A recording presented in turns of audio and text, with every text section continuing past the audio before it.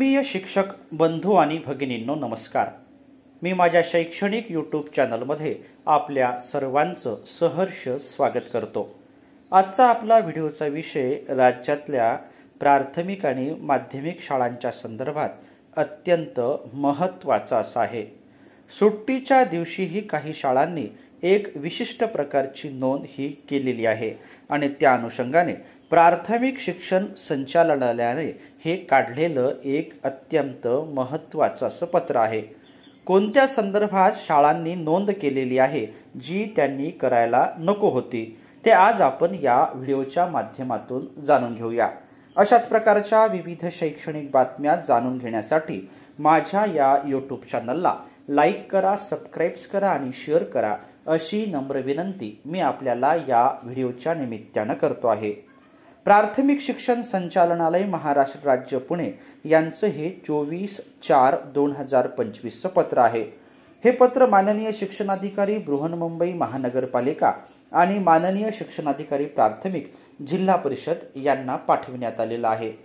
या पत्राचा विषय आहे प्रधानमंत्री पोषण शक्ती निर्माण योजनेअंतर्गत शासकीय सुट्टीच्या दिवशी शाळांनी उपस्थितीची नोंद केल्याबाबत आणि संदर्भ आहे दैनिक सकाळ वर्तमानपत्रातली बातमी दिनांक 22/4/2025 आता या पत्रात काय म्हटलं ते आपण जाणून घेऊया।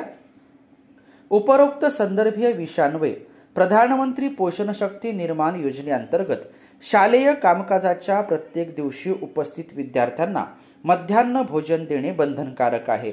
तसेच विद्यार्थ्यांना वितरित करण्यात आलेल्या आहाराची नोंद शासनाच्या पोर्टलवर करणे बंधनकारक करण्यात आलेले आहे। त्या अनुषंगाने योजनेस पात्र राज्यातील सर्व शाळा दैनंदिन उपस्थितीची नोंद पोर्टलवर करीत असतात। शाळांनी केलेल्या नोंदीच्या आधारे शाळांची इंधन भाजीपाल्याची देयके ऑनलाईन पद्धतीने जनरेट करण्यात येऊन शाळांच्या खात्यावर सदरचे अनुदान वर्ग करण्यात येत असते।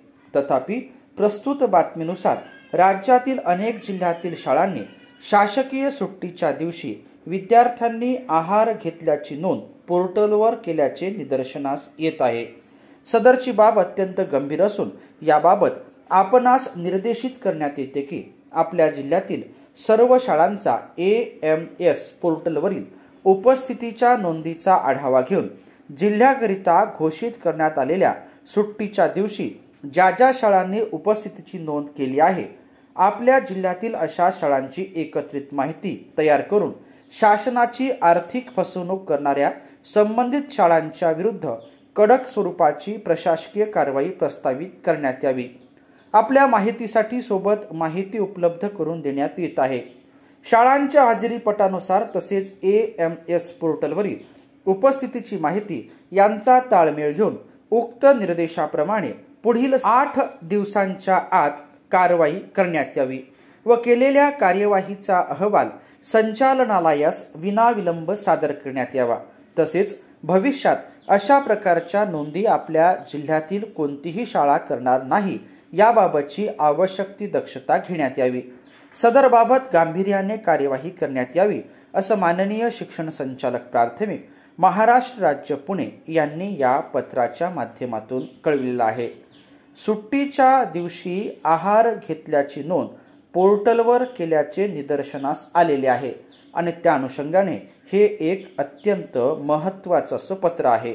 सदर पत्र आपण या ठिकाणी जाणून घेतल्याबद्दल आपल्या सर्वांचेच मनापासून धन्यवाद।